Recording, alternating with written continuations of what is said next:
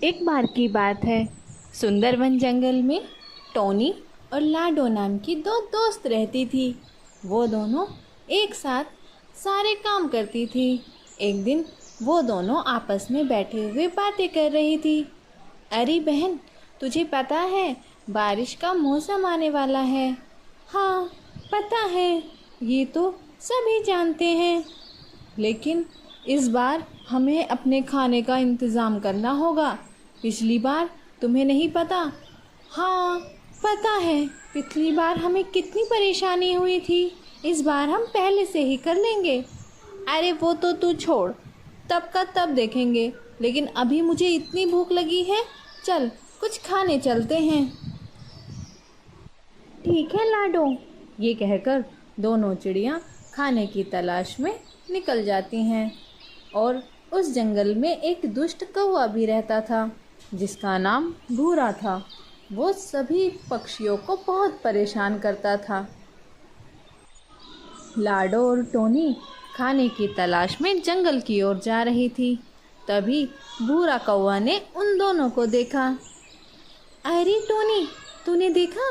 वो भूरा कौवा हमें देख रहा है। तूने पहचाना उसको? हाँ हाँ, मैं जानती हूँ। मैं तो उसकी तरफ देखना भी नहीं चाहती। कितना गंदा है ये जंगल के सारे पक्षियों को बहुत परेशान करता है।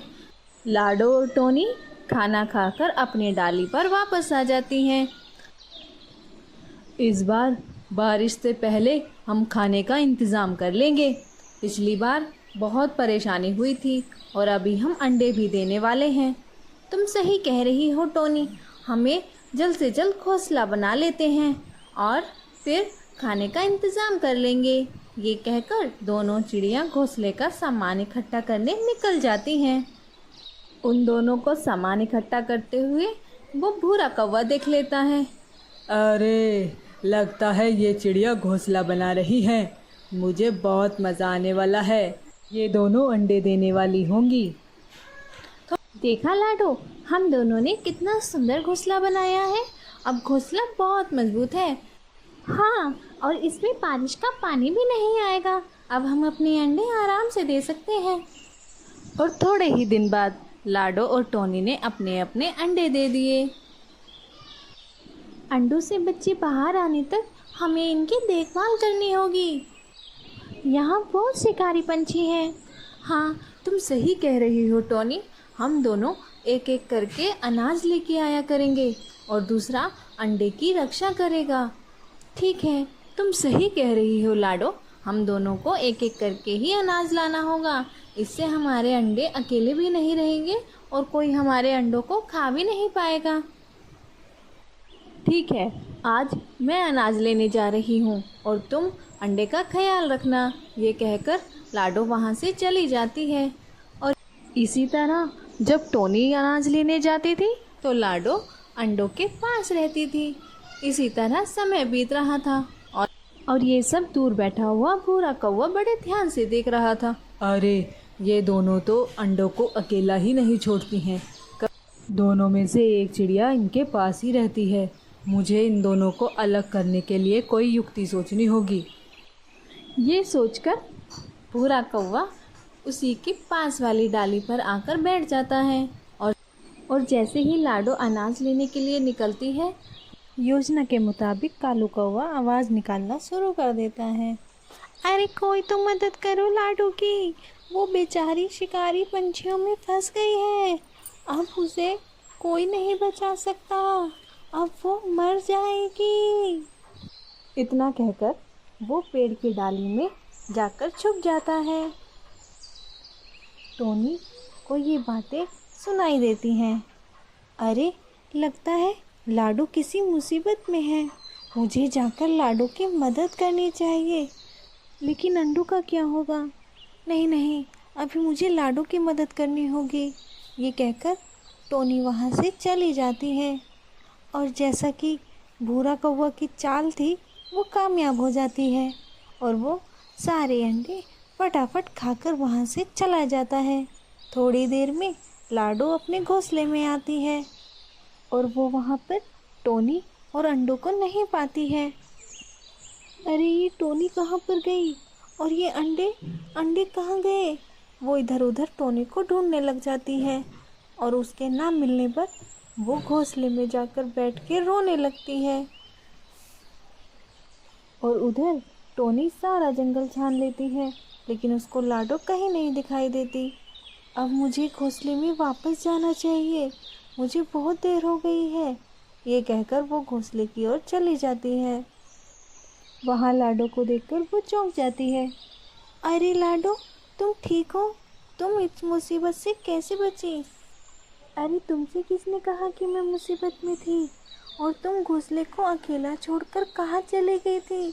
हमारे अंडे भी घोंसले में नहीं हैं। दोनों को सारी बात समझ आ जाती है और वो दोनों फुट फुट के रोने लग जाती हैं। तभी उन्हें घोंसले में एक काला पंख दिखाई देता है। अरे देखो, ये भूरा कौवा का ही होगा। उस दुष्ट ने ही हमारे अंडों को चुराया है।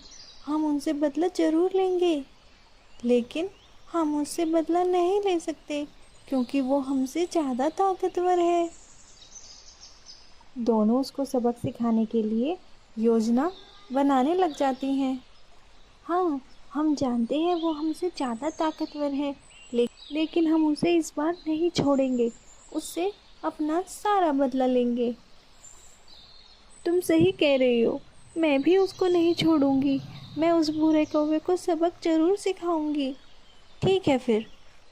उसे मज़ा चखाने के लिए मेरे पास एक प्लान है।